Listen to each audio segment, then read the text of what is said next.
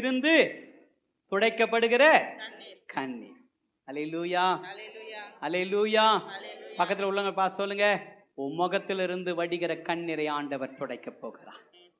வேதம் சொல்லுகிறது, ஏசாயா 25:8 வாசிக்கலாம். அவர் மரணத்தை ஜெயமாக விழுங்குவார். கர்த்தராகிய தேவன் எல்லா முகங்களிலும் இருந்து கண்ணீரை துடைத்து, எல்லா முகங்களில் இருந்து கண்ணீரை துடைத்து, தமது ஜனத்தின் நிந்தையை பூமியில் இராதபடி, அவர் ஜனத்தின் நிந்தையை பூமியில் இராதபடிக்கு முற்றிலும் நீக்கி விடுவார், முற்றிலும் நீக்கி விடுவார். கர்த்தரே இதை சொன்னார். கர்த்தரே இதை சொன்னார். பொது மொழிபெயர்ப்பு இன்னும் அழகாக்குது. என்றுமே இல்லாதவாறு சாவை ஒழித்து விடுவார். என் தலைவராகிய ஆண்டவர் தம் மக்களுக்கு ஏற்பட்ட நிந்தையை இம்மண்ணுலகில் அகற்றி விடுவார். அல்லேலூயா. எனக்கு அன்பான தேவச்சனமே, எனக்கு அன்பான சகோதரி சகோதரியே, ஆண்டவர் உன் முகத்தில் இருந்து அவர் கண்ணீரை அவர் துடைக்கிற தேவனாயிருக்கிறார். யாத்ராகம புத்தகம் 34 கண்ணீரை துடைக்கும் போது நமக்கு என்ன நன்மை நடக்குது, என்ன கிருபை கிடைக்குது, என்ன வரம் கிடைக்குது. உன் கண்ணீரை இன்னைக்கு துடைக்க போறாரு. 2026 ஆண்டவர் உன்னை எப்படியா வைக்க போறாரு. 34:29 வாசிக்கலாம். மோசே சாட்சி பலகைகள் இரண்டையும் தன் கையில் எடுத்துக்கொண்டு சீனாய் மலையில் இருந்து இறங்குகிறது போது தன்னோடு அவர் பேசினது போதும், தன் முகம் பிரகாசித்ததா. அல்லேலூயா. மோசேயோடு கர்த்தர் பேசும்போது அவன் முகம் எப்படி இருந்துச்சு? பிரகாசம் அடைந்தது. பக்கத்தில் உள்ள பார்த்து சொல்லுங்க, 2026 உன் முகத்தை ஆண்டவர் பிரகாசிக்க பண்ண போகிறார். உன் செத்து போன முகத்தை ஆண்டவர் என்ன பண்ணுவாரு? ஆண்டவர் பிரகாச பண்ண போகிறார். ஏசாயா 29:22 அதான் சொல்லுகிறது. வாசிக்கலாம். 29:20. ஆகையால் ஆபிரகாமை மீட்டுக் கொண்ட கர்த்தர் யாக்கோபின் வம்சத்தை குறித்து இனி யாக்கோப்பு வெட்கப்படுவதில்லை, இனி அவன் முகம் செத்து போவதில்லை. வேதம் சொல்லுகிறது, யோவான் 16:20-21-22 மெய்யாகவே மெய்யாகவே நான் உங்களுக்கு சொல்லுகிறேன், நீங்களோ அழுது புலம்புவீர்கள், உங்கள் துக்கம் சந்தோஷமாக மாறும். 21 வசனத்தை வாசிங்க. ஸ்திரியானவளுக்கு பிரசவ காலம் வந்திருக்கும் போது அவள் துக்கம் அடைகிறாள். பிள்ளை பெற்றவுடனே ஒரு மனுஷன் உலகத்தில் பிறந்தான் என்று சொல்லி சந்தோஷத்தினால் நினையாள். பாத்தீங்களா? ஒருவேளை இந்த 2026 ஒரு பிள்ளைய சுமக்கிற, ஒரு கர்ப்பத்தை சுமக்கிற ஒரு பிள்ளை தாட்சியை போல நீங்க அங்கும் இங்க அலைஞ்சிருக்கலாம், திரிஞ்சிருக்கலாம். ஆனா நான் சொல்றேன், பிள்ளை பிறந்த உடனே ஒரு பிள்ளையை இந்த பூமியிலே பிறந்து விட்டான் என்று சந்தோஷம் அடைகிற பிள்ளை தாட்சியை போல கர்த்தர் உன்னையும் என்னையும் சந்தோஷப்படுத்த போகிறார். அல்லேலூயா. படுத்த மாட்டாரா? வெட்கத்துக்கு பதிலாக, கண்ணீருக்கு பதிலாக, நிந்தைக்கு பதிலாக மகிழ்ச்சியாக்குவி. நன்றி சொன்னாலும் போதாதையா, வாழ்நாளெல்லாம் தீராதையா. நன்றி சொல்ல வார்த்தை இல்லை உமக்கு, நன்றி சொல்ல வார்த்தை இல்லை. பல்லமா. வெட்கத்துக்கு பதிலாக, கண்ணீருக்கு பதிலாக, நிந்தைக்கு பதிலாக மகிழ்ச்சியாக்குவி. வெட்கத்துக்கு பதிலாக, கண்ணீருக்கு பதிலாக, நிந்தைக்கு பதிலாக மகிழ்ச்சியாக்குவீர். நன்றி சொன்னாலும் போதாதையா, வாழ்நாளெல்லாம் தீராதையா. நன்றி சொன்னாலும் போதாதையா, வாழ்நாளெல்லாம் தீராதையா.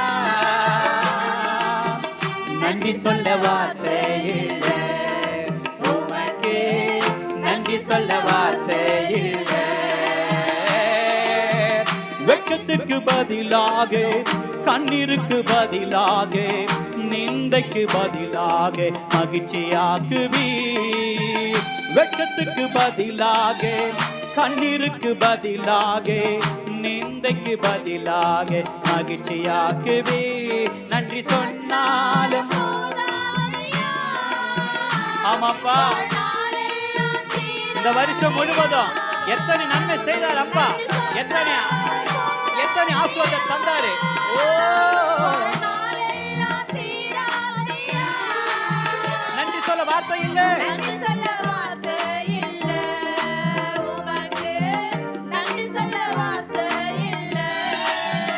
மனுஷ வார்த்தையாலே உடைந்து போயிருந்தேன், உங்க வார்த்தையாலே தூக்கி சுமந்தீங்க. மனுஷ வார்த்தையாலே உடைஞ்சு போயிருந்தேன், உங்க வார்த்தையாலே தூக்கி சுமந்தீங்க. தூக்கிவிட ஒருவர் இல்லை, தாங்கிட எவரும் இல்லை. தூக்கிவிட ஒருவர் இல்லை, தாங்கிட எவரும் இல்லை. உங்களை தான் நம்பி இருக்கேன், வேற யாரும் தேவையில்லை. உங்களை தான் நம்பி இருக்கேன், வேற யாரும் இல்லை. நன்றி சொன்னாலும் போதாதையா,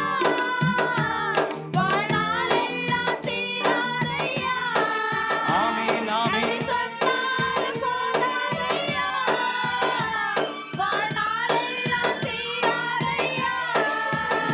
ஓ நன்றி சொல்ல வார்த்தை இல்லை, உமக்கு நன்றி சொல்ல வார்த்தை இல்லை. வேதம் சொல்லுகிறது, ஏசாயா 35:4 வசனத்தை வாசித்து நாம முடிக்கலாம். ஏசாயா 35:4 வசனத்தை வாசிங்க. மனம் பதறுகிறவர்களை பார்த்து நீங்கள் பயப்படாதிருங்கள், திடன் கொள்ளுங்கள். இதோ உங்கள் தேவன் நீதியை சரி கட்டுகிறவர், உங்கள் தேவன் பதிலளிக்கவும் வருவார். மனம் பதறி போயிருக்கிற என் அன்பு சகோதரா, மனம் பதறி போயிருக்கிற அன்பு சகோதரியே, எந்த நேரத்தில் என்ன நடக்கும் திகில், எந்த நேரத்தில் என்ன நடக்கும் பயம், எந்த நேரத்தில் என்ன நடக்கும் கூக்குரல், உன்னை பார்த்து ஆண்டவர் சொல்லுகிறார். மனம் பதறுகிறவர்களை பார்த்து சொல்லுகிறார், மனம் பதறி போய் இருக்கிறவர்களே, 2026 எப்படி இருக்குமோ தெரியல. இந்த வருஷம் எப்படி ஓட்டிட்டோம், ஆனா 2026 என் நிலைமை எப்படி இருக்குன்னு தெரியல என்று கவலைப்பட்டு இருக்கிற உன்னை பார்த்து ஆண்டவர் சொல்லுகிறார். மனம் பதறுகிறவர்களை பார்த்து சொல்லுகிறார், நீங்கள் பயப்படாதிருங்கள், பயப்படாதிருங்கள். அல்லேலூயா அல்லேலூயா.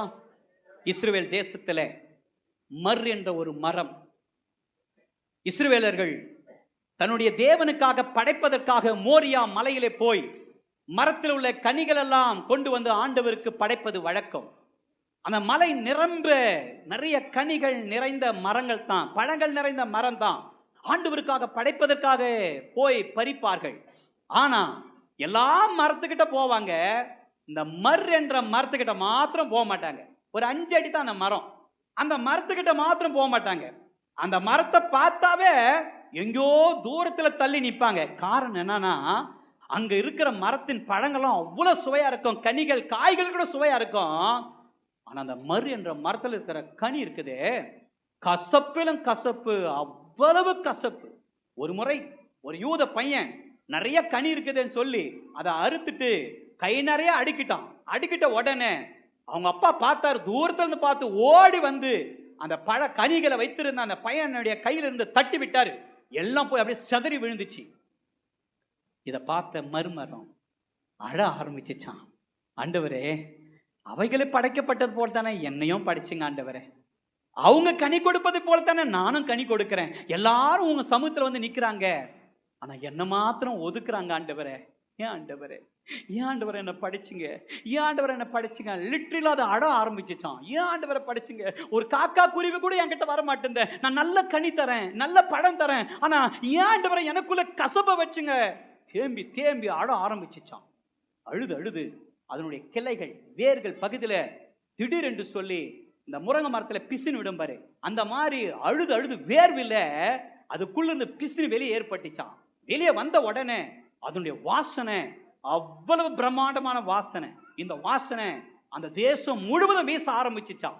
யூதர்கள்லாம் பார்த்தாங்களாம். பார்த்த உடனே இப்படிப்பட்ட ஒரு வாசனைய நாங்க கேள்விப்பட்டதே இல்லையே, இப்படிப்பட்ட ஒரு வாசனை பார்த்தது இல்லையே, எங்க இந்த வாசனை வருதுன்னு சொல்லிட்டு ஓடி போய் பார்க்கும் பொழுதுதான் எல்லாராலும் புறக்கணிக்கப்பட்ட, எல்லாராலும் ஒதுக்கப்பட்ட, எல்லாராலும் வேண்டான்னு தள்ளப்பட்ட, எல்லாரும் ஒதுக்கப்பட்ட, எல்லாரும் புறக்கணிக்கப்பட்ட அந்த மறு மரத்துல தான் அந்த வாசனை, அந்த பிசின் வர ஆரம்பிச்சுச்சான். ஒவ்வொரு யூதனும் போட்டி போட்டு ஒருத்த மேல ஒருத்த எழுந்து உனக்கு எனக்கு என்று போய் பறித்தார்களாம். ஹலோ, இருக்கிறீங்களா? அதுதான் ஆண்டவருக்கு படைச்சாங்கள 3 பொருள். வெள்ளை போலம், அந்த மர் என்ற மரத்திலிருந்து வர்ற பிசினு தான் ஆண்டவருக்காக படைக்கப்பட்டதாம். எனக்கு அன்பான தேவ ஜனமே, எனக்கு அன்பான சகோதரி சகோதரியே, இந்த உலகத்தில் நீ நிராகரிக்கப்பட்டு இருக்கிறாயா? இந்த உலகத்தில் நீ புறக்கணிக்கப்பட்டு இருக்கிறாயா? இந்த உலகத்தில் நீ அவமானப்பட்டு இருக்கிறாயா? இந்த உலகத்தில் நீ வேண்டாம் என்று தள்ளப்பட்டு இருக்கிறாயா? இந்த உலகத்தில் நீ ஒதுக்கப்பட்டு இருக்கிறாயா? மர் என்ற மரத்தை ஆண்டவர் உயர்த்தினது போல, மர் என்ற மரத்தில் வாசனை வீசினது போல, மர் என்ற மரத்தை ஆண்டவர் உயர்த்தி காட்டினது போல கர்த்தர் உங்களையும் உயர்த்தவர் வல்லவராக இருக்கிறார். உங்க முகத்தில் இருந்து கண்ணீரை என் தேவன் துடைக்கவர் வல்லவராக இருக்கிறார்.